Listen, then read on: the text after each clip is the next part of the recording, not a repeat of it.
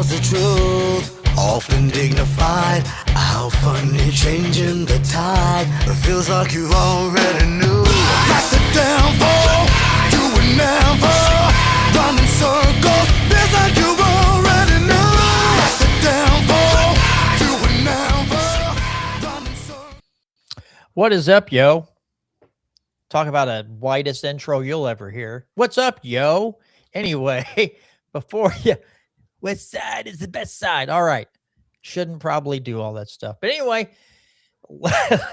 let's start the recording and then we'll get right in to the good old Liberty Talk.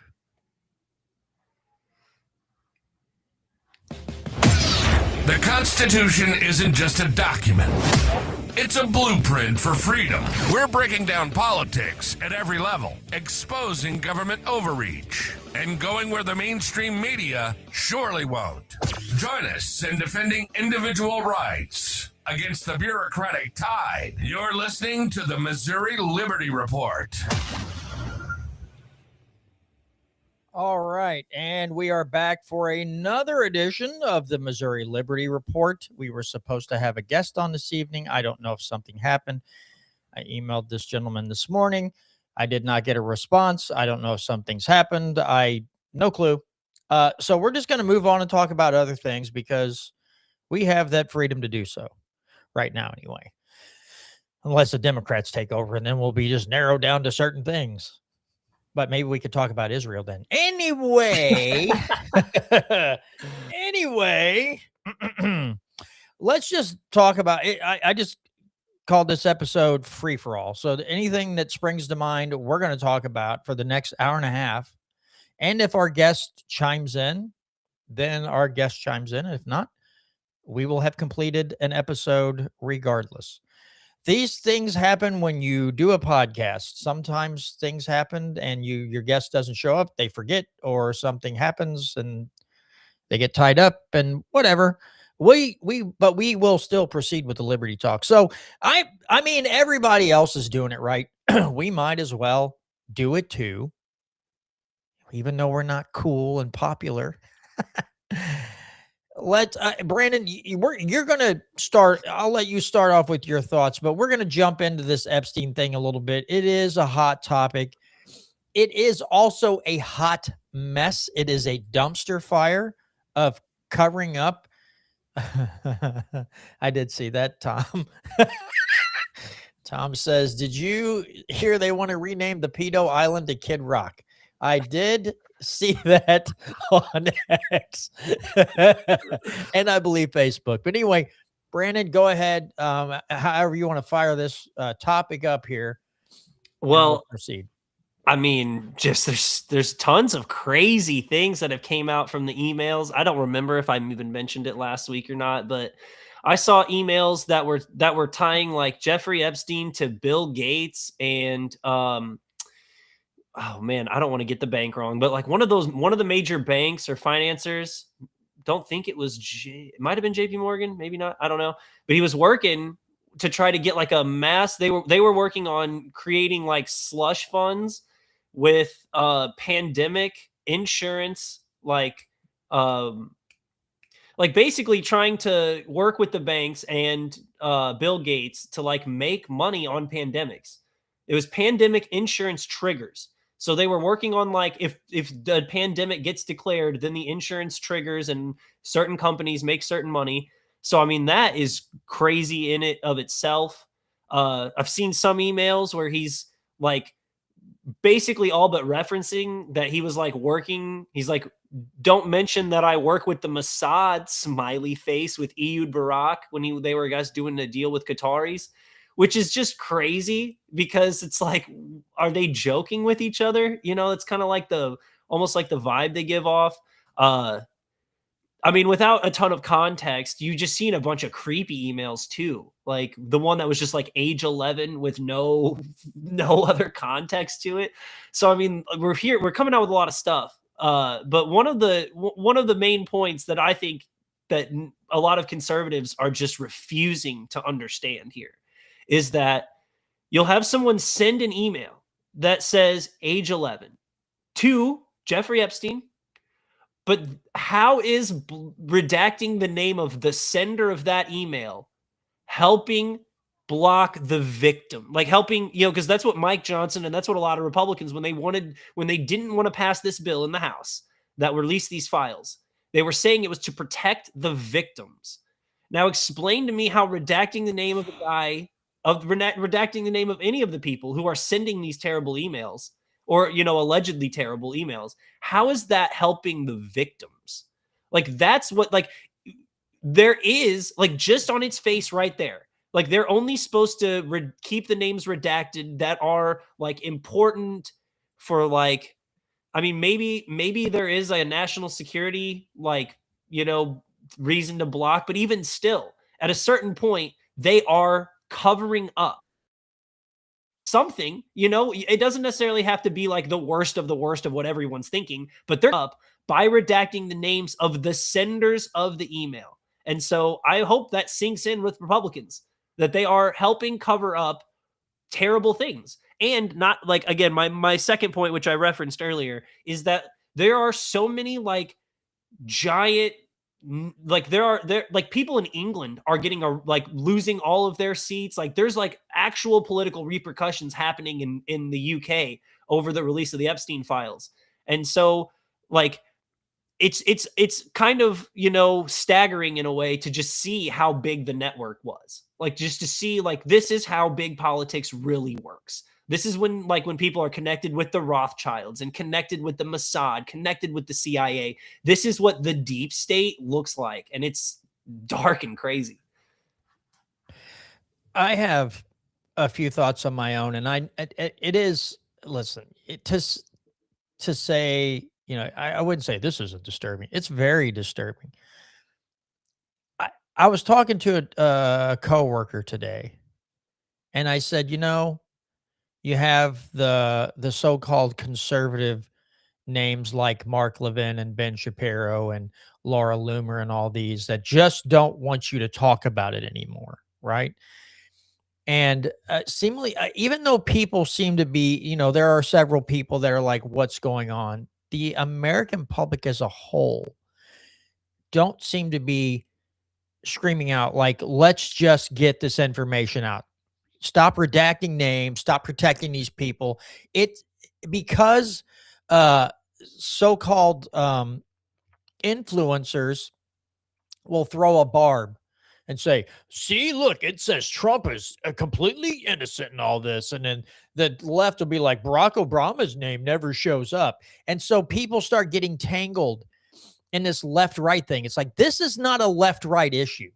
This is evil people perpetrating evil things on innocent people. That's what this is. This should not be political. And if we live in a society that wants to politicize pedophilia so their team wins, is that a society that can survive for long? Is that a civilization that can go on surviving when we want to politicize something like this rather than get to the truth and say, it doesn't matter if it's a Democrat, if it's a Republican, I don't care party affiliation. If they were doing these disgusting, horrible things, then they should be buried under the prison. That's it.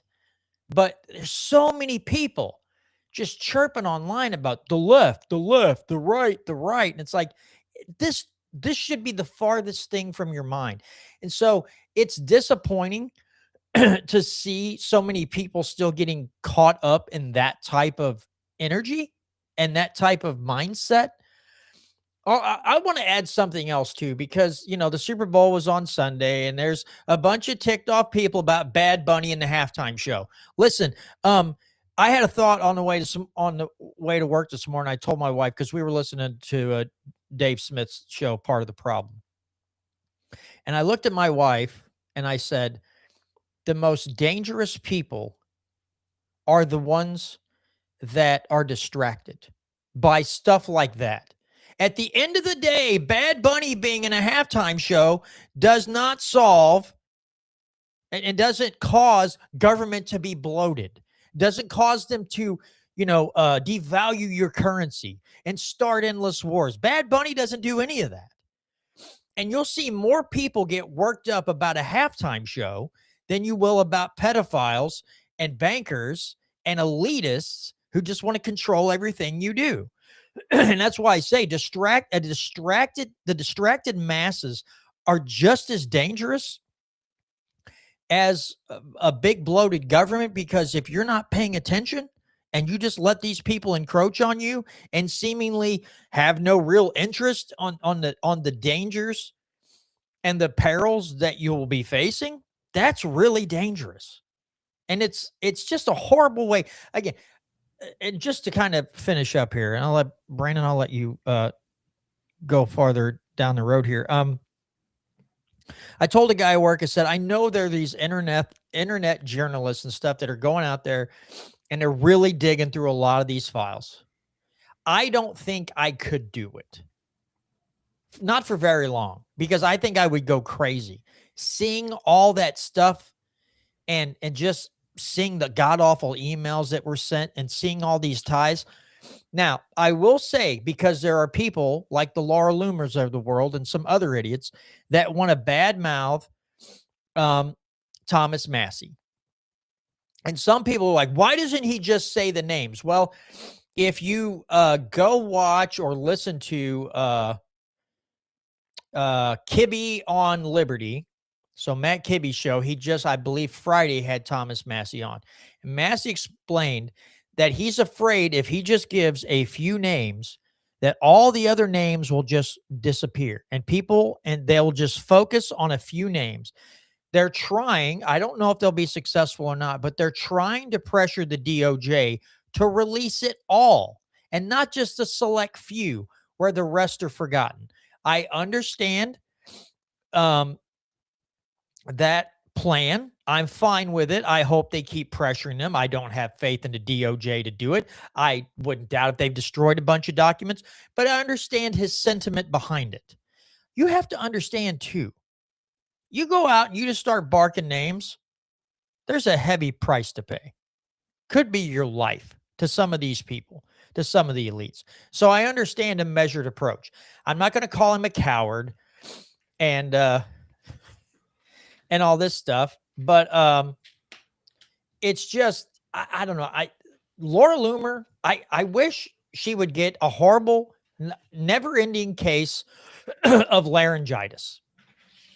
And then whatever idiot that goes and follows Massey around asking him stupid questions. Now, they posted a video, somebody come up, hey, Representative Matthew, like, you're going to side with the Democrats and blah, blah, blah. And he goes, oh, your voice cracked. Did you forget something about did you forget your hormone blockers or something? You're acting up. And somebody's like, what a piece of crap. And I said, look at his response.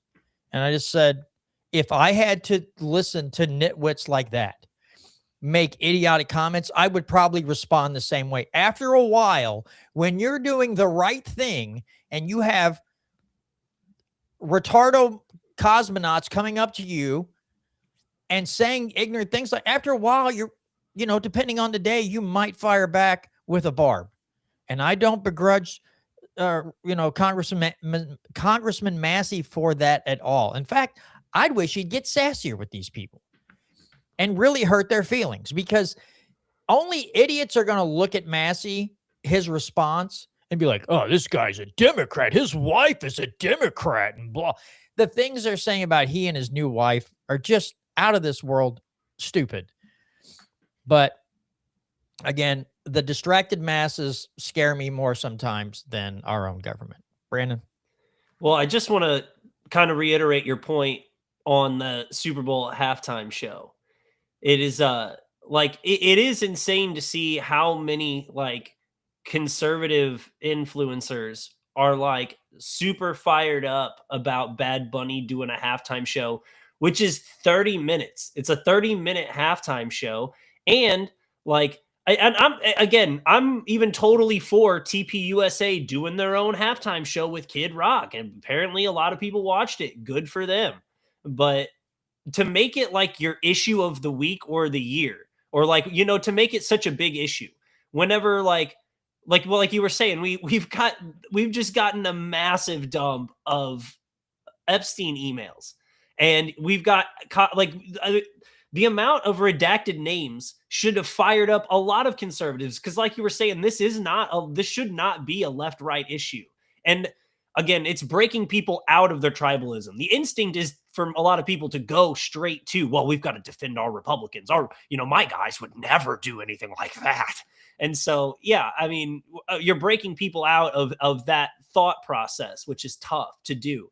But you would just have thought that, given the scale and the gravity of what it is we're looking at here, and again, it's not even all the pedophilia stuff, it's not even all of like the trafficking, it's the massive cabal of people he was involved with, and like the you know what I mean, it's the sum of all parts of like all the financial shady things, and like the people he was.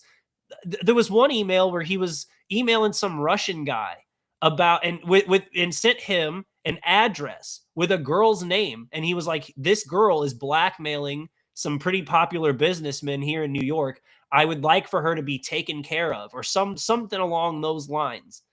You know what I'm saying? So it's not even like the direct, like, oh, he was trafficking pedophilia for blackmail information, because like you were saying, all of this information is coming from the government. So we're getting, at least in some form, only a version of what they want us to get anyway. You know what I mean? When it comes to the final say, who's not to say they didn't just permanently erase files they don't want us to see? And so, again, going off of, we're having to trust all that, it's just, it's a little bit deflating, like you said, seeing how many people just can't get past like the left rightness of it, and just to be like, wow, this is a terrible scourge on our entire political system. Yeah, I just it's so disappointing. You would think that a topic like this, as vile as it is, would just, you would hope that a nation of people who are supposed to, people love to pretend that we're the most moral, upstanding country on the face of the earth, right? You would think that a nation full of those people would just stand up and go, okay, guys, enough of the left right thing. It's time to do the moral thing, the ethical thing, and you release these names. Now, you guys can either bury them under the prison, or we'll do it for you. But, stop. Again, I shouldn't be surprised at how easily people are just cut in half and split down the middle, one way or the other. COVID showed it to us. Every election cycle, we see this circus, and now we have the same thing with the Epstein files. And I told my coworker today, I said, the most I could hope for, and I don't see it happening the way it's been going down lately, but the most I could hope for out of this whole thing is for people, when these idiots are running for office, people just go, yeah, we don't believe you anymore. We're done. Stop talking. Just stop talking. Because the room smells of caca because you're so full of it. So just shut your hole. That's the most I can hope for at this point. For people to finally go, shush. You've been lying this whole time. We know you're lying. You refuse to say anything meaningful on this topic and a lot of others. That's not just a canned response of some kind, or filled with rhetoric. I don't know that I could play the audio clip because it might have some curse words in it. But Dave Smith, I believe he was on Patrick Bet-David's show here a while back, and he made a statement that in times like these really comes to the forefront of my mind. And when he's talking about when their policies fail, they shift to cultural issues. So, and it keeps the people, the masses, from focusing on the policy failures. If you drive them to cultural issues, they get so worked up at fighting the other side, they don't pay attention to the policies that are being put forth by the idiots in charge. And in this in this topic, you can see it play out. You can see people getting caught back up in the left and right because the leaders, I use that term loosely, are pushing them that way. And they're falling into the trap of going right back to where they were at election time, left versus right. This should be good versus evil. And if you're a halfway normal human being, then you say outright, you say, this is wrong. We have to stop this right now. If our government chooses not to, then 30 million of us arrive in DC and we take over. And when we go into the buildings and we look at the files, at the unredacted files, and then we start kicking butt and taking names, right? Until that happens, I can't have faith that my government is going to do anything. And like you've been saying, Brandon, and I have been thinking and telling people, the problem is our government is so entrenched and has used this machinery of misinformation and distraction and just straight up lies. Like, how do we know that some of this may not be absolutely false, or how do you trust all the information you're getting? That's the other problem. I'm sure a lot of this stuff is absolutely unequivocally true, but there's that little part of me that distrusts anything the DOJ says to me, where I'm like, I don't know, guys.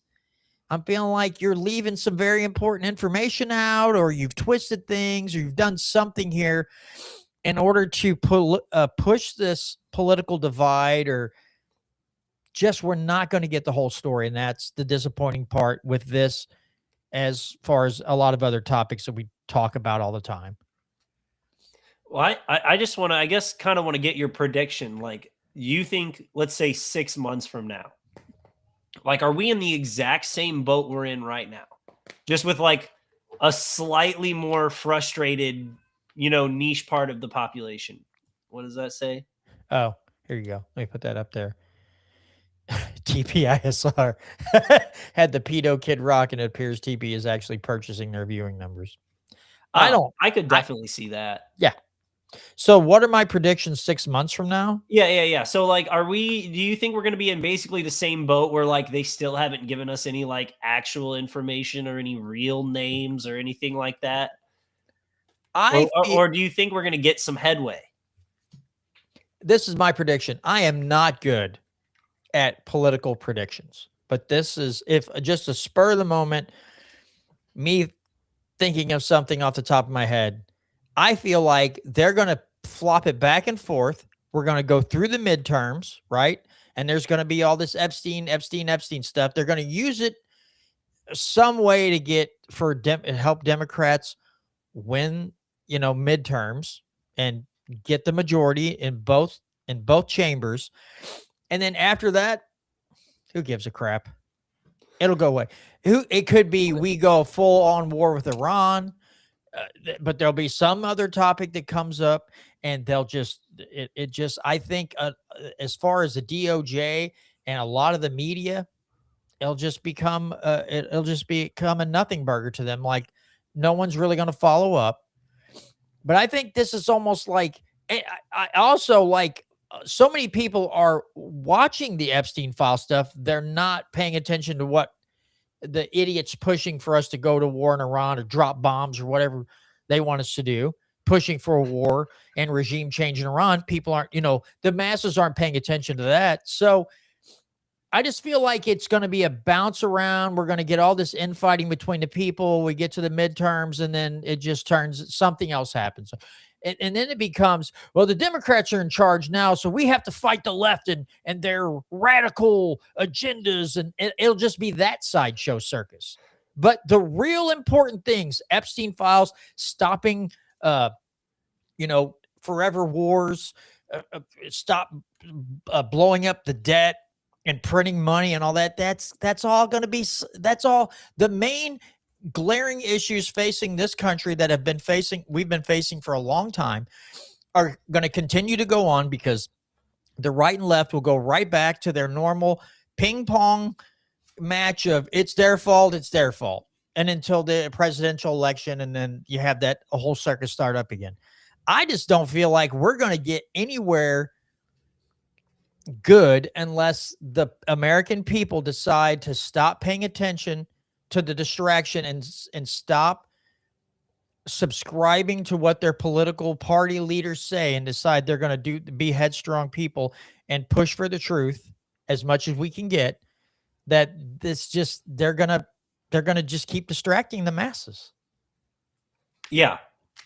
Oh, sorry, I kind of lost my train of thought there, but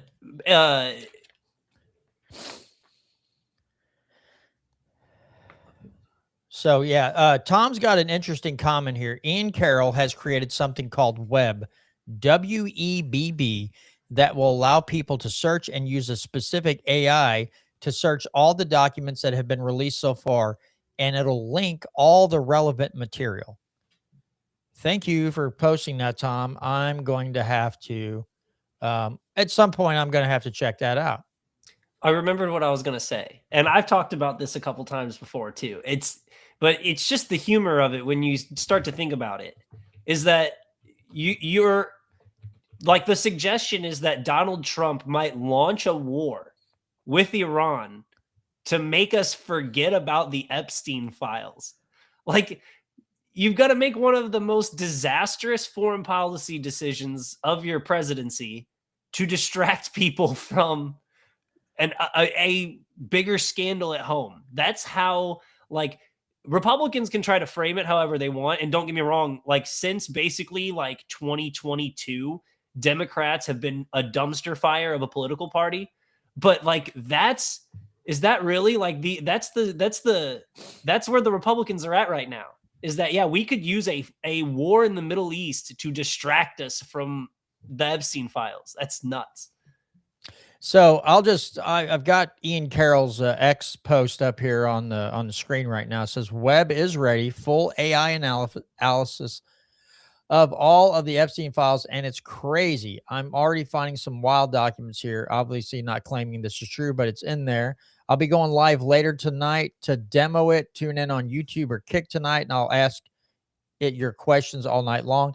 Beta testers will get access this week, and I'll be giving out details tonight. And that was put out February 9th. So he must have done it yesterday. So I'll have to go on YouTube and see if I can find his channel and see what kind of questions people asked and stuff like that, and see what he comes up with. He's got a couple let me pull this back up. He's got a couple screenshots here of stuff that so you see Jess Staley, Leon Black, Les Wexner, Alan Dershowitz, Bill Clinton, Howard Lutnick, Alexander Guest, Jean-Luc Brunel, William Barr. The Bill Barr thing is crazy.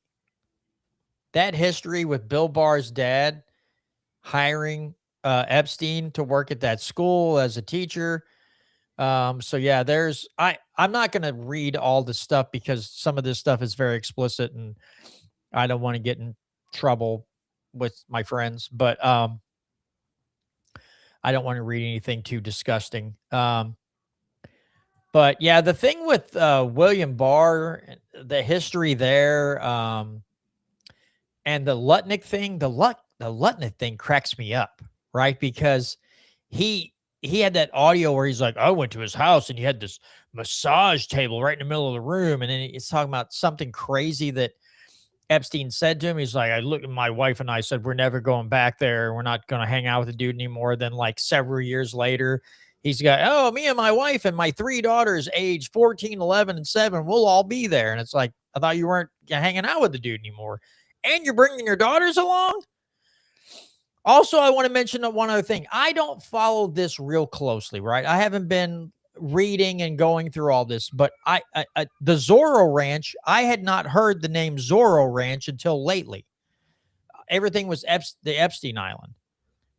The Zorro Ranch is coming up, and apparently it's just bad as the Epstein Island was. So it's going to be interesting. I'll check. Hopefully this Webb thing comes up and it's full force unless, somehow the domain fails or suddenly there's a domain error, because certain so and so's don't want to, the website to operate. But yeah, it's just nuts. How wild is it? Like throughout that whole story, that Bill Barr, I'm pretty sure, was the attorney general whenever Epstein got arrested, and subsequently, uh, his life subsequently ended after. And so, Yeah, yeah, and that's so also weird. also the DOJ letter saying that Epstein was found unresponsive in his cell, but they put that out on the 9th, but Epstein actually was found dead on the 10th. That's Yeah, yeah, another yeah. wild one. Misdated. Yeah, misdated.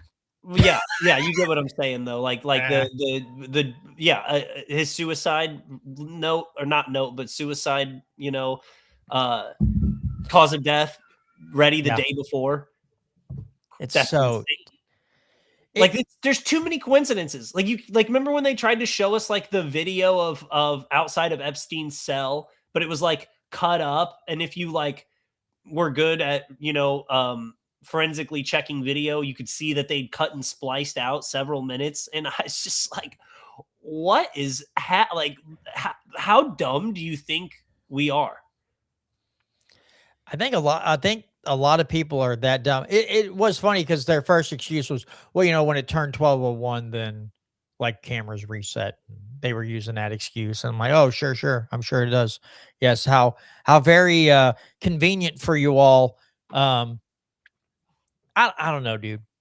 This whole thing, I don't know how you could be more disgusted as a human being. And I don't know how you could be any more I don't know how you could trust your government any longer.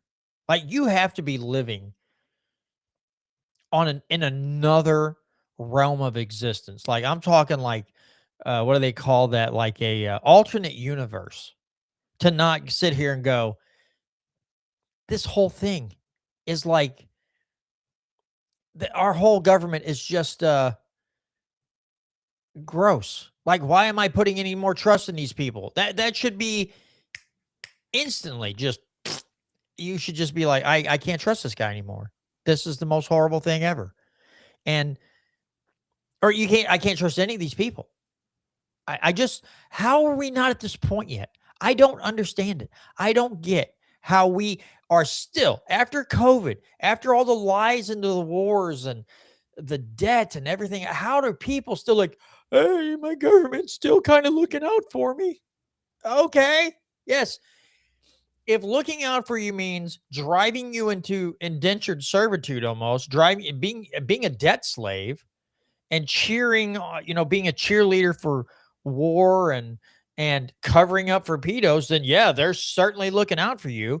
But to normal people, that's not how we would describe someone looking out for us, our best interest. We'd be like, that sounds like the opposite, guys. I'm no Einstein here, but that doesn't jive, bro. It's not making sense. No, it's like how many people just go through their day to day life. Like when you go to the grocery store and food starts to become more expensive, how many people don't go, oh, why? Like really start to go, like, why is that more? Or when cars all of a sudden, they're 20-30% more expensive than they were 5-10 years ago. No one just goes, why? Why is that so expensive? Or they'll hear like they'll hear some lame something will be like, what was it? The supply chain. They'll be like supply chain issues.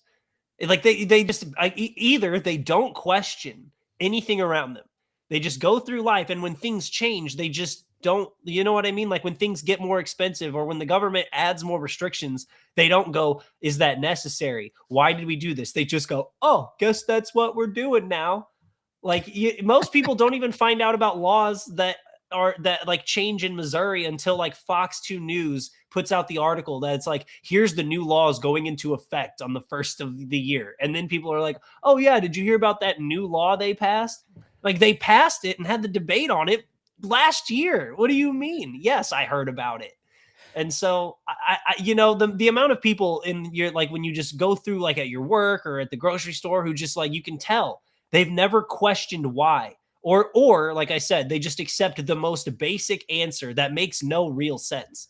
They just hear an answer that, is plausible to their ears, and they just go, "Oh, yep, that's the reason." And so that's why we're at where we're at, is no one willing to just dig deep on the why of anything. I'm trying. I can't find. I don't remember where I found it. I could have swore I saved it. Bryant Wolfen had a post about the unconstitutionality of a bill. Man, where did I don't? Was it on X? I shared it on my Facebook page. If you want to, That's where I saw it. Thanks, man. That's right. Duh. I could have swore I saved. Maybe that's why I didn't save it, because I was like, oh, it'll be on his page. So speaking of, because we talk about not paying attention to bills and the unconstitutional. Let's go to Missouri thing real quick. Let me share this page. I will also share the audio. And then let me pull up this video. Hopefully it's not blaringly loud. But this is a bill on this is HB 2273, 1946, 1814, and 2551. This is about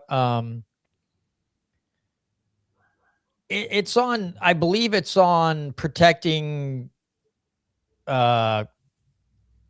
children, sexual abuse or something like that. I don't remember. I can't remember exactly. But let me pull up this video and we can listen to Representative Wolfen give his constitutional opinion on why he doesn't like the bill. Gentleman from Randolph, yield to an inquiry. I yield. Proceed, gentlemen. Thank you, Mr. Speaker. Thanks, gentlemen, for taking my inquiry. Just a couple kind of procedural questions here in regards to how this bill kind of came to fruition, specifically speaking about like the original title and things along those lines. So what was your like original object with your bill with 2273 before we added everything onto it? The original intent is the same as the intent now, and that is to prevent sexual crimes against children. Specifically, sometimes we call them sex trafficking, but there are lots of things that lead into sex trafficking, such as grooming and sextortion and those type of things. Sometimes a person would be sextorted, and then they might end up being trafficked after that. Right? Obviously, you have to have training, and you have to have the counsel, and all those things revolve around that, and much of it revolves around pornography and either someone being enticed by child pornography, which I don't understand, but by someone being enticed by child pornography. And so then that also plays into sexual trafficking. Like I said, these things came out of the Sex Trafficking Council that I chaired up until December 2023, and that is the original intent of the bill. Okay, so we originally had changed, or so the original title of the bill you had was anti-trafficking, correct?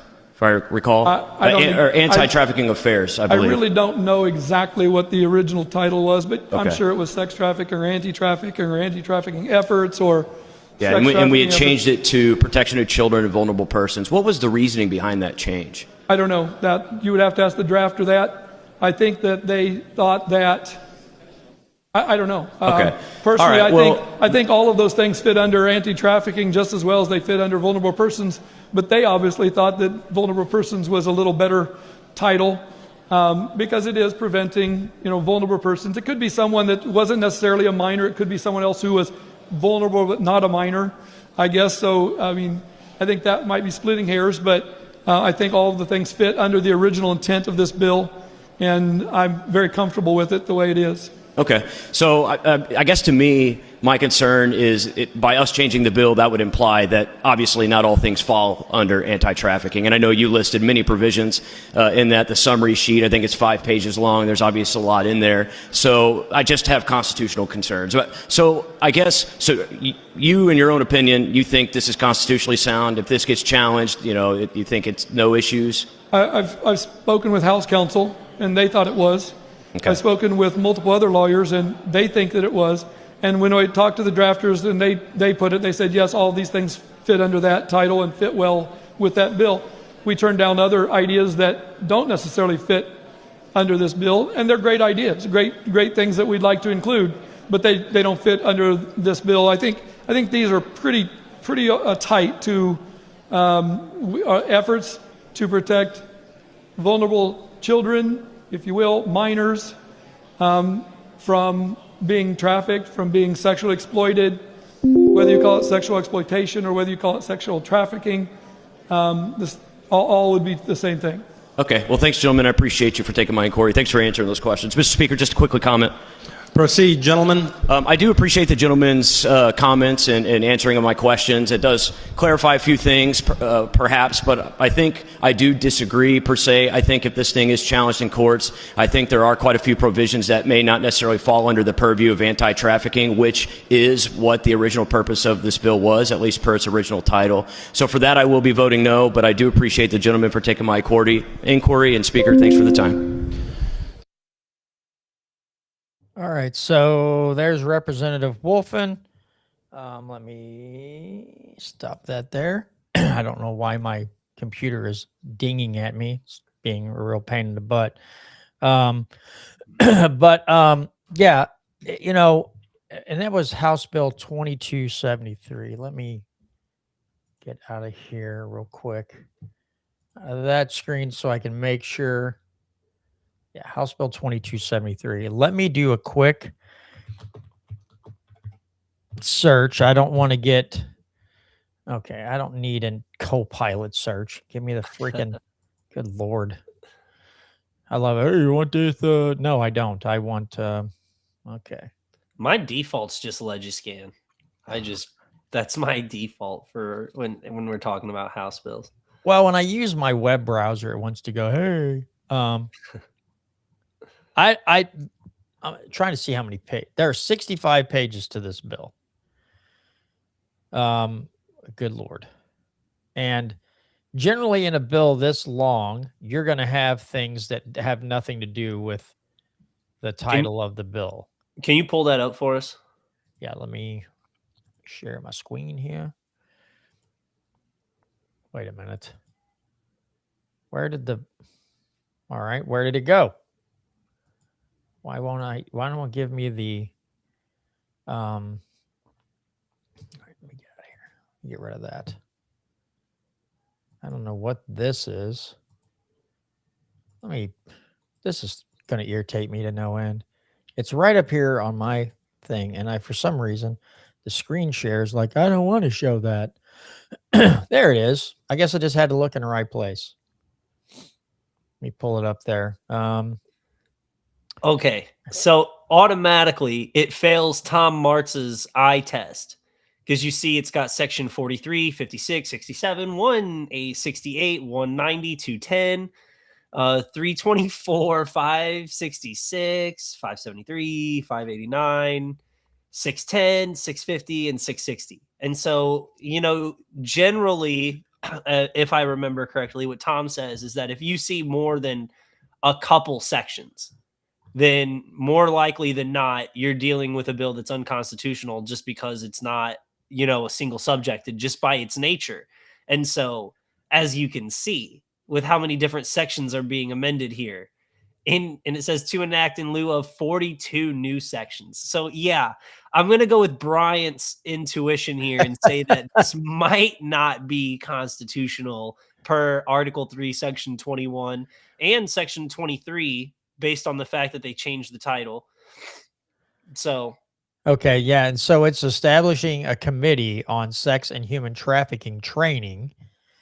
The committee shall consist of the following members: a representative of the Attorney General's office, representative of the Department of Public Safety, someone from Child Advocacy, a juvenile officer, a representative from an agency providing victim services, representative from Child Abuse Medical Resource, executive director of the Missouri Office of Prosecution Services, the member who represents the Attorney General's office. Members of the committee shall serve without compensation, but may be reimbursed for actual expenses necessary to the performance of their official duties for the committee. Yeah, it's a lot Wait a minute. What are we doing here? The county any other than charter county shall receive an. Okay, here we go, dude. Right here. The county prosecuting attorney, any county other than in chartered county, shall receive an annual salary computed using the following schedule when applicable. The assessed valuation factor shall be amount thereof as shown for the year immediately preceding the year for which the computation is done.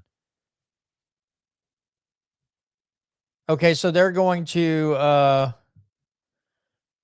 all right, $2,000 of the salary shall be payable to any prosecuting attorney only if the prosecuting attorney has completed at least 20 hours of classroom instruction each calendar year relating to the operations of the prosecuting attorney's office when approved by Professional Association of the County Prosecutors of Missouri. 1 hour of sex and human trafficking training each calendar year consistent with the guidelines established in 27.170. They're already talking about salary changes. I don't Okay. know that. And so again, Jesus.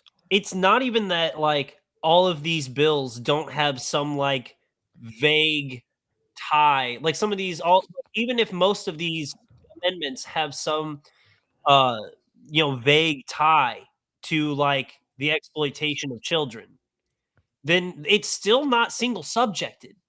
Like, that's what's crazy to me is that it's not like, even if they all have, like, some vague like, if you pass a bunch of laws that have, like, vaguely something to do with law enforcement, that doesn't make it single subjected. It just means you took a bunch of subjects and gave them a very generic title, heading to put them all under.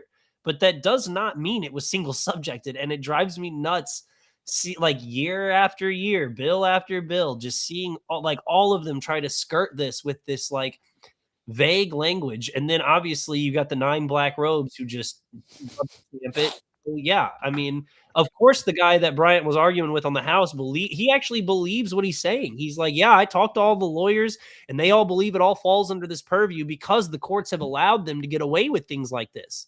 Like, the courts have allowed vague titles and, giant 65-page bills that have to do with a numerous different, topics and different provisions of the Missouri Constitution and statutes. So, I mean, it's just, I mean, yeah, of course, this is what they're doing, but like, it's just funny to see this. You know what I mean? It's like obviously they were going to do this session. They were going to squeeze a bunch of amendments onto massive bills like this, but it's just in a certain way, just like funny to see them do it again. Yeah, they've even got something in here for licensing. An individual with a criminal record may petition a licensing authority anytime for a determination of whether the individual's criminal record will disqualify the individual from obtaining a license. So you have that licensing's in here. Uh, yeah, it's Well, the only things being changed are the bolded text. So that's what's like the new parts. But the fact that it's under so many different subjects. yeah, but see up here, okay, they had, let me scroll back up here because we just had a big, where did I see it? Did I go too far already? We had a bunch of text. I guess I went too far. I scrolled too long. I'm losing my mind. Just had a bunch of text like scribbled out up here. One Yeah, of these. it there it is. There we go. Right. So they're So amending it with they're crossing out all of the crossed yeah, out text and inserting all of the bolded text. That's the new council parts shall of the be created bill. 30 days in all its first meeting shall meet at least quarterly. Council may create a subgroup to offer recommendations on specific issues as deemed necessary. The council shall not anymore collect and analyze data related to sex trafficking, sexual exploitation of children, including the number of reports made to the Children's Division under section. Okay. There shall be an executive director who shall be appointed by the Attorney General, who shall fix his or her compensation and provide for such other administrative personnel as necessary within the limits of appropriations. Okay. Well, they've got all this cross. Okay. So they've got all this crossed out here. And then below it has something to do with an executive director, but all this collection of data is crossed out, and then here's something about appropriation of funds and how they will be invested by the state treasurer.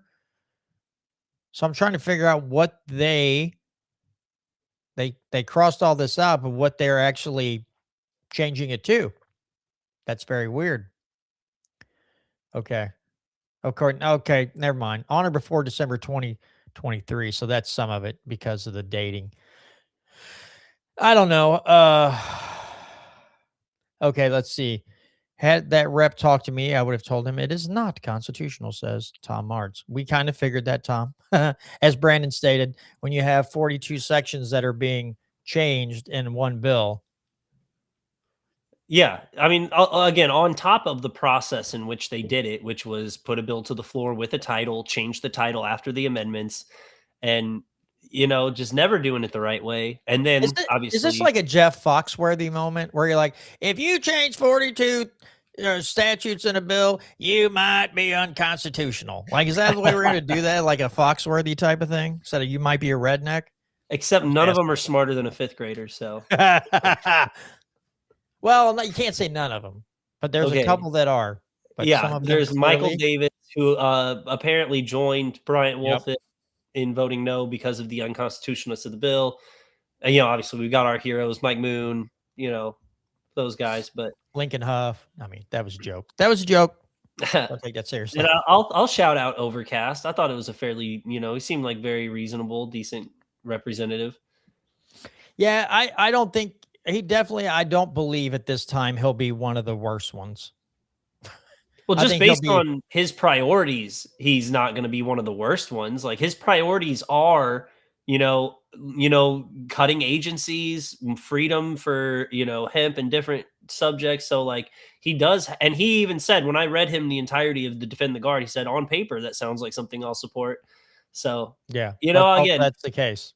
yeah. So there could be another couple guys in there that are real constitutional liberty minded, but again, it's a handful compared to the other fifth graders. Yeah, it definitely is. It's one of those things. People think I'm joking, but I mean it. Like I am not when I'm in a room full of people, I'm not the smartest person in the room ever. But I will say that when I read some of the comments and hear some of the things that these reps and senators say, I do feel smarter. Those people, like some people are put on this earth for a reason. And I believe some of those people were put here to make me feel smarter because they do a bang up jobs. Like sometimes I get a little down on myself and like, good Lord, John, you're not very bright. But then I hear them and I'm like, well, at least I'm not that stupid. So I do get this kind of like refreshed feeling like, okay, I'm not that dumb. So I'm doing okay. And then I can proceed on with my day and doing other things. But yeah, sometimes I need that refresher. And those people, if they're in session, will definitely give me a refresher. Help me feel better about myself. So thank you, reps and senators who say ridiculous things all the time and help my self-esteem. I appreciate you. You got me thinking after you said that. I was like, we need to go check in on Jess Piper. Oh, dude. Oh, shoot. I just belched right in the mic. That was real lovely. Dude, I got some stuff saved from her. Oh, You're going to love this stuff. Yeah, we got to check Let's in go. on. Okay, Bring it let up. me Share see. It. Share it with us. Okay, let me pull this one up. This is a good one. We're going right back to racism, baby. We love the racism. We're back. Let's see. Racism's back. Why is this? Okay, now I'm getting irritated. Okay, I'm just looking at this wrong. Here you go.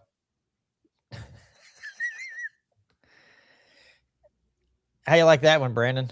Some of those that work forces are the same that burn crosses. A Rage Against the Machine lyric.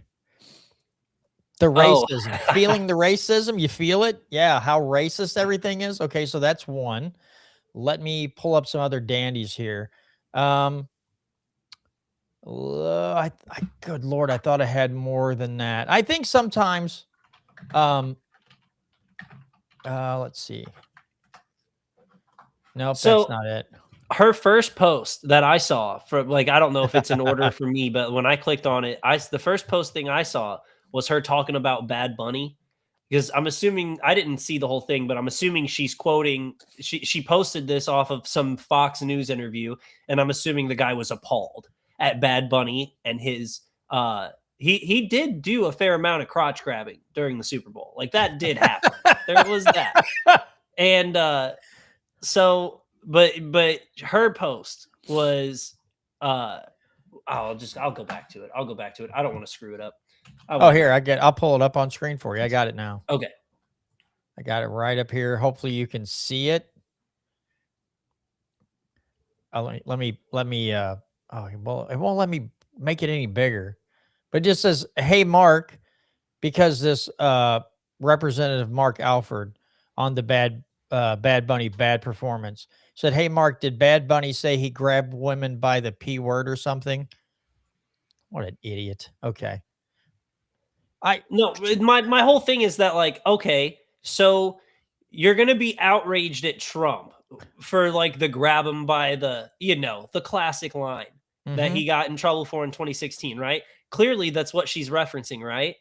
But your point is then that it's okay as long as it's your guy doing it. Like, again, I don't understand the point of what she's making. Are you saying that it's then like grab him by the, is okay as long as you're like not the act of doing it? I don't want anyone to misconstrue anything I'm saying here for anything more than just pointing out the irony in her acting like there's nothing wrong with like Bad Bunny and his Super Bowl lyrics and grabbing his crotch a bunch, to just be like, well, didn't Trump? Is like, yeah, you guys freaked out about that. Like, everyone told me in 2016 when that video came out and that like that it was over, that like Trump was done. He had to go on like some locker room talk, and Trump is not a guy to apologize for anything ever. Right. And I don't think he did there, but I think it was the closest thing you got to like maybe I shouldn't have said, again, it was one of his only moments on the campaign where he was on the defensive for saying something like that. And again, you can't have it both ways. You can't you be super offended when Trump does it and then defend your team by being like, no, it's okay when we do it because Trump did it. I mean, like, I get that what she's trying to say, but like, you're defending the leftist liberal guy who just, said a bunch of perverted things on the Super Bowl. So like, you can't have it both ways. Yeah, this one gets me too. The SAVE Act is literally a poll tax for married women who changed their last name. Listen, I'm not saying, because when they start talking about nationalizing the elections, not a fan of that. Okay. But I don't have, because Missouri already, like, you have to show an ID. Generally at the polling place, you got to show some form of identification. They're all up in arms about it. And I'm like, so that's the crazy thing. She wants to make it a gender thing. And it's like, but none of you guys, the left doesn't want to admit to the fact that a lot of dead people, apparently, and possibly some illegals, are voting in elections. And they don't want to talk about any of that because that helps their people get elected. Or they'll call you some crazy right-wing conspiracy theorist because you think dead people are voting. It's like, well, they have been kind of, okay, here we go. And here's another one. If you can't bring yourself to point to the Republicans as the problem in Missouri, you're not serious. Let's see. Like, again, it's one of those things where like, it's not wrong, but if we gave you the keys, this place would be on fire in an hour. Like, what are you talking about? The Democrat Party is not the party of Jay Nixon anymore. Not that Jay Nixon was great in any regards, but he was like the dying breed of what people considered like blue collar Democrats, like. So I don't know, man. It's just crazy for her to be like, the Republicans are the problem. And it's like, yeah, only because they're the majority. What about I like this one. If a kid is mature enough to handle active shooter drills in school, they are mature enough to walk out of school in protest of ICE. Okay. Yeah. Cause that's what you do at school. You go out and protest. I mean, okay, let me put it this way. You might as well just not go into building for the degree of education you get, the quality of education you're getting. isn't top tier. So, I mean, you might as well just walk out and protest your favorite thing because, hey, why not? Okay, come on, keep scrolling. Let's see if there's any. Let's see if there. Oh yeah, here the Republican who brought this bill claims he's worried that out-of-state Kansas miners are taking jobs in-state miners need. That's obviously not the truth. Missouri voters forced a higher minimum wage in 24, and Republicans have been trying to carve out a system to pay folks less since. And now this is Joe Nicola. I think he tried this bill last year too, but he wants to create a separate minimum wage for those under the age of 18. Now here's the thing. Here was my first thought when I saw this, because with the school funding of religious schools, she wants to call out the unconstitutionality of that, right? As unconstitutional, can't do it. And she was right. She was right. But she won't call out the unconstitutionality of a minimum wage. Just saying. Just saying. And I've brought this up a bunch of times on this show. You don't like. I'm against it simply because, like you said, I'm against the minimum wage in general. But like the reason Democrats fought for the higher minimum wages is because their big shtick, and Bernie Sanders was huge on this. They deserve a living wage. Everyone deserves a living wage to live on. If you work, you deserve a living wage to live. But 16-year-olds working at the ice cream shop, they don't need a living wage, and you don't have to you can have a job that's super easy that doesn't pay that well. Like if all your only job is really to like put some soft serve into a bowl and put some sprinkles on it, like you don't need a living wage to do that. And nor like, again, you really would have to hire less people if you were going to pay a 16-year-old like $16 or $17 an hour to work at that ice cream stand. That's like you know what I mean? If you were going to pay, $10 or $12 an hour, which again, that's not a ton of money, but still, again, it just depends on how hard the job is. And if it's not enough money where no one wants to do it, then he'll have to pay more. Again, let the market decide what the minimum wage is for a 16-year-old who just wants to earn some extra cash, especially in like smaller towns where there's just less opportunity for young people looking for like low end work. So yeah, the whole thing is stupid. So here's another good one. I like this one. This is just a repost. There's a special kind of rage that comes from knowing your life would be easier in a functioning country, not richer, not luxurious, just easier, and realizing that ease was stolen from you before you even had a choice. Gee, so I got one like out of this response. I put, well, your government doesn't care about you. That's it. It's really that simple. Also, government is supposed to get out of the way and not have its greedy fingers in every transaction. They have all designed a system that enriches them and destroys everything else. Now, mind you, I put all. I didn't say Republicans or Democrats. I got one like, and that's from somebody who apparently has more than 2 brain cells to rub together. Let me see if I can find anything else. Also, real quick on that point, like Dave Smith brings that, like he points this out better than me, but he will say that like we have a massive welfare net for like if you add in like healthcare benefits and just SNAP benefits and all the things that we give the lowest the lowest earners and the unemployed in America, we have one of the greatest the lowest earners are taken the best care of. Like really is. It's the working class, it's the small business owners that make over a certain amount of money are the ones paying for like the big bailouts and the handouts and for the people at the bottom. And so like I mean, I understand that like and we've talked about this too with like advancements in technology and how comfortable everyone in America, like almost every single person in America lives nowadays. That like it's just I don't know. It always bugs me to see them like harp on that, like what life should be easy. It's like life is easy. The hard part is getting ahead because you make it hard to get ahead, but you make it really easy to be at the bottom and survive. Yeah, I God, it drives me so insane. And we've talked about, I know I've mentioned this on the show before. Republicans can't get through this. Most of them can't get this through their head. If you're serious about keeping illegals from just flooding in, cut off the welfare. Cut it off. Say you're not getting paychecks, you're not getting free health care, you're not getting any of those things.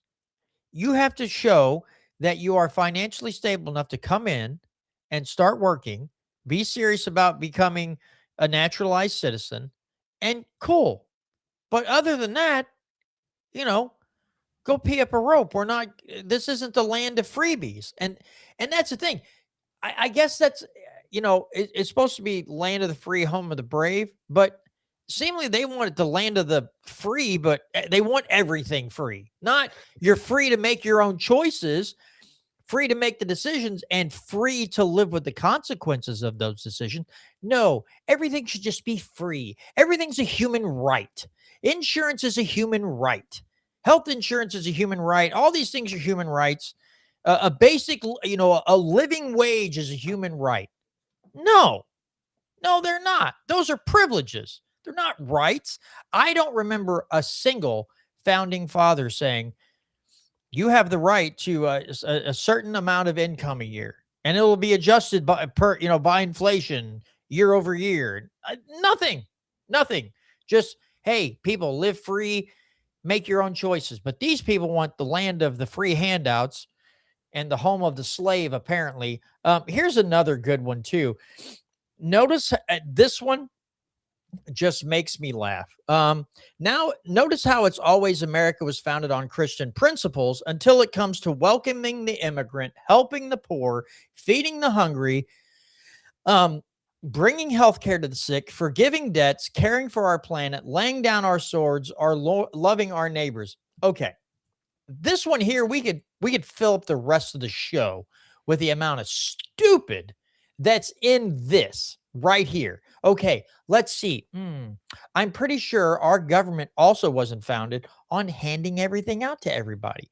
When they said Christian principles, that meant the churches and other like NGOs would be there to help the less fortunate, not stealing from one group of people to give it to another group of people. Healthcare to the sick, I don't think that the founders even considered, what are we going to do about the health insurance? No. Forgiving debts? What? Caring for our planet, so you got to have the environmental beatniks in there. Laying down our swords. I don't know. You guys were pretty mute on when Obama drone struck Americans in other countries. Didn't hear you. And you were all behind funding Ukraine to fight Russia. So you're cool with proxy wars and loving our neighbors, unless they're Republicans. Then you seem to hate them a lot. So there's so much hypocrisy that she's trying to bestow on all of us, that she's just trying to vomit all over everyone around her. And it's like, lady, you can't even live up to 99% of this crap. You effectively crave a system that it has to thrive on stealing the hard-earned labor and capital of some people just to dole it out to others. And I'm sorry, but theft isn't Christian either. So where are you coming from, sister? Dude, you pretty much 100% nailed it. But yeah, like Jesus wasn't like, Jesus didn't preach let people not work. Let fully able people not work so we can feed them. Hey, I'm going to stop you right there for 1 second. I have seen bumper stickers that said Jesus was a socialist. So you're wrong, Brandon. I saw it on a bumper sticker, and it must be true. Go ahead. I just wanted to correct you there. Well, then I take back everything I said. You saw it on a bumper sticker. Oh, well. No, but I mean, no, Jesus, that's the craziest thing, dude. Jesus was a socialist. Again, the people, this whole thing, like feeding the hungry. No, again, we witnessed this whenever they shut off the SNAP benefits last year, or was that earlier this year? I don't know. No, I think that was late last year, right? Yep. Yeah. So no one went hungry. And again, I think we could actually have, maybe this isn't the forum for it, but there's like I think a greater discussion to be have about like healthcare is expensive. And there again, I'm the first, like I'll tell you that there's a ton of ways that like governments and big corporations work together to make healthcare more expensive. But you are paying for people to extend your life. Like obviously there's things you can do, but like when you get like a rare disease or when you get cancer, you are paying for people to use the technology that they've built to radiate that cancer out of your body and cure you. And like obviously in the most way that people can be, they should be charitable and you should be looking to like help those people. But I think there is like just something to be said that healthcare in general, like life-saving healthcare can be expensive. And so, yeah, like there are things we can do and we should be looking to help out our neighbors any way we can. But like, I don't know. I just always like you hear people talking about like, well, healthcare and healthcare. And it's like some things might just be expensive. And like you can't expect people to work for free, especially when it takes a lot of money, time, and effort to like develop, go through the science of, finding new technology towards curing different diseases. You know what I mean? That's why America has like one of the most advanced healthcare systems when it comes to like, different medications that cure different diseases, different different procedures and surgeries. Like we are one of the best countries in the world on as far as breakthroughs, but that's because people put money into it to make money off of it. And so, yeah, there's a trade-off there, but I think sometimes people can just miss that. Like, yeah, you're paying for people who went to school for a long time to save your life. So I don't know. I guess in my opinion, there's a conversation to be had about like sometimes healthcare is just expensive. I want to add something. When she's talking about feeding the homeless, right? She's all about government doing all these things until they do this from Fox 2 News a while back. This is from, let's see. The city health department told the religious group, Churches in the Streets, to stop serving hot food to the homeless because they don't have a permit. So, Jess, were you out there in the streets? I don't see you bad mouthing that. And that was your own government. You think St. Louis is so great and these Democrats are so great, but you can't feed the homeless without a permit. You want to address that? Any of these people want to address that? No, they don't. They want to talk about how moral and upstanding and how much they care for the little people, but I don't see them addressing that type of thing. Well, they didn't have a permit. They're trying to feed the poor, the same thing you're complaining about the Republicans seemingly being against. And here's these churches trying to do it, which are generally more conservative groups. And what? Because it was a conservative church and they didn't have a permit, you're going to shut up? Well, that kind of stuff right there, that kind of hypocritical BS just makes my blood boil. Like, just be a little consistent here, folks. I that's all I want, a little consistency. And that seems like it's too much to ask. I don't know. Yeah. And it all starts, there are a lot of problems in our society that do come from like the lawsuit aspect, which I understand, when you have a rule of law, you like, obviously the judicial system to a small form of government is important, but like, let's say like this just playing devil's advocate here, like this group, they go out and they're giving out food to people and then a bunch of people get sick from it, right? So then they go back and they sue the people who are giving out the food, who are just trying to do something nice. You know what I mean? So, and then, then that's why you need the permit. That's the whole process and thought behind it, I'm sure. But, like, that's like, again, I think part of it is from like, we live in a society where like just frivolous lawsuits and like people suing for ridiculous amounts of like injury money lawsuits, like almost all of the billboards that are up and around, not, I guess I wouldn't say a majority, but like a ton of lawsuits, a large percentage of the billboards that are all up around St. Louis, all of the radio ads that play around here, they're all like injury lawsuits and like different lawyers. And so like, there is something to be said about like the lawsuit, craze that we've had in this country at times. And so like I'm guessing that that's part of the reason why the city would make you get a permit to do something like passing out hot food. But again, like you said, Jess Piper's not going to come down there and defend them.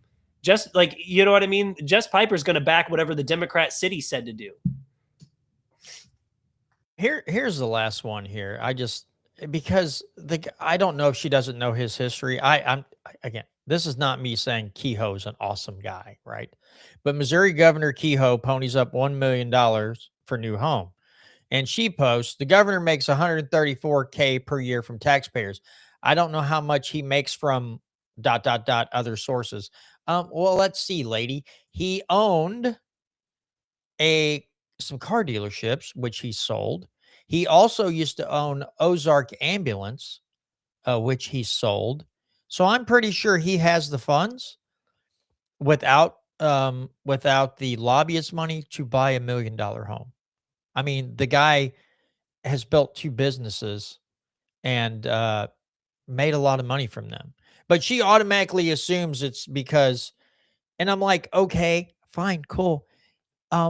Your love for Bernie Sanders and AOC and Ilhan Omar, these same people who come in poor and are extremely wealthy now, where's your outrage for them? And I don't see it. It's just at Republicans. Again, a little consistency would be nice, Jess. I don't know. Am I asking too much? I probably am. I probably should tone it down a little bit. You should look this up because I'm pretty sure this. Well, don't look it up right now, but I'm just like for the people at home might want to double check me on this. But I'm pretty sure that Bernie Sanders used to campaign when he was campaigning in 2016. He would say, "We're going against the millionaires and the billionaires." And then when he became a millionaire, because he got like a book deal after the campaign, and then he bought his second house, and then he became a millionaire. His speeches all became, "We're going against the billionaires." Like he's cut, like when he became a millionaire, he cut the millionaire part out of his speeches, which is just perfect socialism, like in America, encapsulated in one moment. Oh, absolutely. It's hilarious, dude. But again, not to beat a dead horse, but it is the most infuriating thing to me.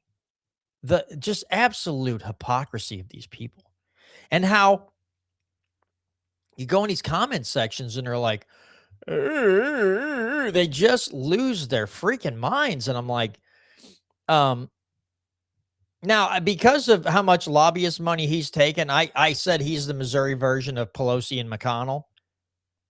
No one responded to that comment. Because I know he's gotten a lot of kickbacks from stuff, right? I'm not naive to think he got boatloads. Dude, when I went down to hang out with Tom Martz at that constitutional like convention thing they had down there, where Robert Brown and some others were, Chris Ann Hall. Billboard after billboard on 44 going west was just Kehoe for governor. Like that dude, the amount of money he had in his campaign fund to get up all these billboards, he had one heck of a treasure trove of money. I'm not saying that he doesn't have a lot of lobbyist pull on his side. But just to think that money strictly came from lobbyists, I'm like, no, he's built 2 big businesses and sold them. He's got plenty of money floating around. He doesn't probably need that $134K a year he's getting as governor. It's just a nice way that okay, let me ask you this. We got like 12 minutes left. Do you think once Kehoe's done his 2 terms as governor, do you think he's think he'll try to move up the political ladder, or do you think he'll just call it quits and become some kind of like work for some lobbyist organization or something? What do you think? How old he is? Give me 1 second. That actually I think does play a part in it. He's 64 now, and he just got his first term, so he'll run for 1 more terms. One more term after this. They get 2 terms and that's it. So he'll be 64, 5, 6. He'll be 70. Over 70. I could see this being the end for him. It might be. And just playing out some things, because who wants to jump into like higher politics at over 70? And again, he would probably be about the median age of a lot of the guys in there Yeah, now. he'd fit right in the He'd fit geriatric club yeah, up there. he could be the next guy falling down at the podium. He could be the next Mitch McConnell in the Senate, maybe, if he wanted to. But no, my guess is he'll age out. You got to really be attorney general if you want to move up from state politics to national politics. Or you've just got to be a lawyer that loves Trump enough he'll appoint you to like some obscure FBI or Yeah. But no, I my guess would be Kehoe's done. Like you said, he's going to cash in on some of the favors he's done for the people while he's been in office. And it wouldn't shock me if he ends up like making some kind of run for Senate, but I doubt it. That's fair enough. I wasn't sure. You never can tell with these people. Like the Nick Schroer, that dude definitely has political aspirations above and beyond a Missouri chamber, right? He is such a suck up to Trump that it's not funny. Him and some of the others. I mean, they're just all in. And I'd love to ask Schroer about the Epstein files. Like an actual, like, dude, that's the saddest part about like our political culture is that like you'll never get tough questions. Like it's unbelievable how much politicians get away with deflecting from and never having to like just avoiding situations where you'll be asked tough questions, let alone actually have to answer them without dodging them. Because I would love to just hear Nick Schroer try to like actually give his opinion and answer on like, did the Trump administration like are they obscuring names to protect political elites because they've done nefarious things? And see if him try to like wiggle his way out of some of that. Because like, again, you'll like on certain things you're going to get the classic Republican talking points. So like if you ask them about Venezuela or if you ask them about Iran, you're going to be like, well, we can't let them get the nukes and we can't let them have missiles that can reach Israel, and we had to take out Maduro because of the narco terrorism. Like that's 100% for sure the answer you're getting out of Nick Schroer when you try to ask him about like foreign policy.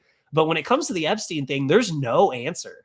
Like when it comes to like, I mean, obviously ICE, but when you got like Donald Trump, who said publicly, like, yeah, because of the hotel industry and the restaurant industry and all these other industries and like the agriculture industries, we're not actually going to do mass deportations, but we're going to do a massive show of force with DHS. Like, okay, Nick, answer that.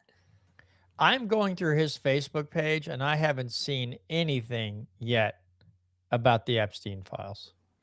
I'm back to January 30th right now. Nothing. I wonder haven't seen squat. I wish you can't, it's harder to search. Like on X pages, it's easy to search individual people's X pages, but on his Facebook page, I'd love to see like if you could go, because I wonder if he was posting about it when like JD Vance was posting about it in like 2023 before Trump got elected. I wonder if he was like, we need the Epstein files, because he's in that like he tries to make himself not seem establishment. Like he wants to seem anti-establishment. And so he'll do the JD Vance thing where like when it's opportunistic, he'll seem like he's, like I'm on the outside fighting with you guys. But then the second his boys are in power, he's like, Epstein who? That you're still talking about that guy? So let me search his.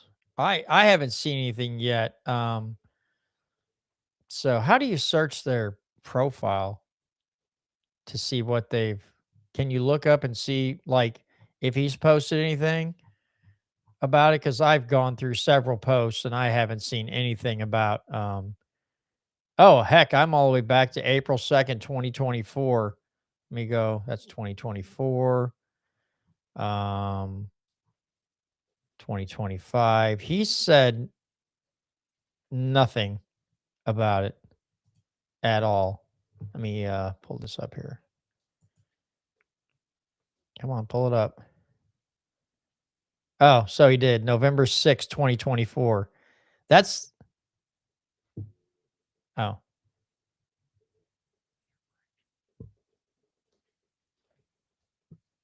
Hey, your mic's not on, bro. Sorry. No. Raise your hand if you're ready for the release of the Epstein and Diddy lists. Like, okay, before Trump got elected, or maybe it was the day, I don't know. I'm not good with dates like that, but November 6th. So I think that would be right before the election, no? Probably so, yeah. Because it's always the second Tuesday, and it couldn't be the second Tuesday if it was the 6th, unless I'm crazy. No, I would say you're Okay, so then we've got a February 17th, 2025 post, which is after Trump got elected, but this is a year ago, from like almost a year ago. He was saying time to release the Epstein list. December 2022, and then January 5th, 2025 for on our commenting on Austin Peterson. Yeah, he's awful quiet about it now, huh? He was big in January, February 2025, November 2024. Awful silent about it since then. yeah. Shocker. Shocker. He doesn't Wow. want to. He doesn't want to. He doesn't want to rock the Trump boat. He wants to take that all the way to the bank. But anyway, okay. So, any closing thoughts here, Brandon? We got like 5 minutes left. Any closing thoughts before we? I know we end the touched show? on it. Like I touched on it and it got mentioned last week, but it just that if anybody hasn't seen it, you need to go to Thomas Massey's X page or just kind of like look up the massive spending bill that they passed like a couple weeks ago, and it was $1.2 trillion of new spending, and it had like $5 billion for healthcare for undocumented immigrants. Had I mean, there's just all kinds of pork that Thomas Massey calls out and votes no on, and of course, he's the only Republican to vote no. So if you're wondering if your Republicans are going to cut spending or reduce regulation or stop the fraud that's going out through social programs, that's not going to happen. Okay, I'm going to share my screen one more time. X is, I think they hate me because let me show you something here real quick. Okay, this is infuriating as all get out. Expand my screen. First 3 or 4 posts on here. DK, Thomas Massey is a Democrat. They get to live by a whole different set of rules, and Trump's DOJ won't do a damn thing to stop them. And it shows Thomas Massey blocked someone on X. Thomas Massey and MTG are so spiteful and self-absorbed that they're willing to throw the entire USA under the bus and do everything in their power to try and hurt the Republican Party just to get back at President Trump. This is straight out of the Democrats' playbook. Cat turd. Another day that Thomas Massey didn't read the Epstein file pedos in Congress that he's been promising that he would do for 5 months. Why is Thomas Massey and his supporters protecting pedophiles? Why is Thomas Massey a pedophile protector? Read the names like you've been promising for 5 months, you pedophile protector. And then the last cat turd. Thomas Massey has been promising for 5 months that he's going to read the Epstein list pedophiles on the Congress floor. Why is Thomas Massey protecting pedophiles? It's blatantly obvious now that he and all his supporters are pedophile protectors. Okay, yeah, cat turd. God almighty. The ardent defender of the Trump administration that's redacted the names of senders of disgusting emails. Yeah. But at Massey, the one who basically forced the Trump administration to sign the Epstein files release bill. Yeah, he's the guy protecting the pedophiles. Good luck selling that one, cat turd. Yeah, it just seems like only paid influencers are peddling this kind of stupidity out there, and but it shouldn't surprise any of us, right? That people will do anything to protect their cult leaders, and that is in a Republican and a Democrat party. That's just the way it is. All right, folks. So that's going to do it for this week's edition of the Missouri Liberty Report. To those of you who listen by podcasting app, especially if it's like Spotify or Apple Podcasts, leave us a rating and review. Make sure you make sure you click follow. We appreciate your listenership. YouTube and Rumble, the same thing. Make sure you hit that like button, subscribe, hit that notification bell so you know when we're going live, and we appreciate your continued viewership. Maybe we'll get Cecil Lentz on next week. Like I said, I haven't heard anything back. I didn't get an email back this morning, so I don't know if something's happened. Maybe we'll try to get him rescheduled. But other than that, folks, it's been a pleasure seeing those of you in the live chat this evening, and it's a pleasure to continue doing the show and promoting liberty here in Missouri. Doing what we can. We're just two guys who are fed up with tyrants and jackbooted thugs trampling all over everything. So we're doing our best to educate the masses. So please share the show with your friends and family and even people that you hate. I don't care. Share it all. Send it all to them, right? And with that being said, we'll see you right back here Tuesday night for another edition of the Missouri Liberty Report. I put a whole bag of jelly beans up my ass. I didn't, but somebody